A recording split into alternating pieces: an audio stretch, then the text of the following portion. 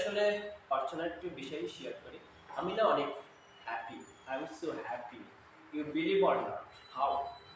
আসলে আমি যদি ২ টা বিষয় 2 পার্ট ২ টা সাইড করি। হ্যাপি আর আনহ্যাপি। হয়তো আমার জীবনে এখন আনহ্যাপির বিষয়টা কি হবে? হয়তো আমার একটা ভালো জব নেই।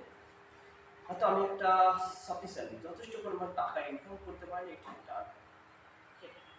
আর কি হইতে পারে? উম তেমন কিছু না। হয়তো আমার মনের যে টার্গেট সেটা হয়তো আমি ফিল আপ করতে পারছি। এটার জন্য আমি আনহ্যাপি। এই যে এই যে আনহ্যাপির ক্ষেত্রে হয়তো ২ থেকে ৩ টা পয়েন্ট হবে।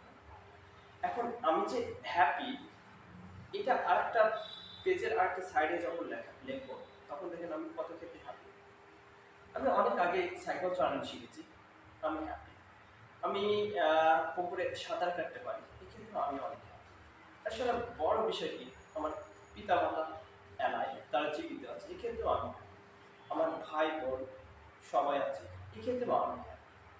আসলে দেখেন অলরেডি হ্যাপির সাইডটা বেশি হয়ে গেছে আনহ্যাপির চেয়ে। So I am really happy man. I'm so lucky. I feel so proud. So recently, I spent in my life so happy.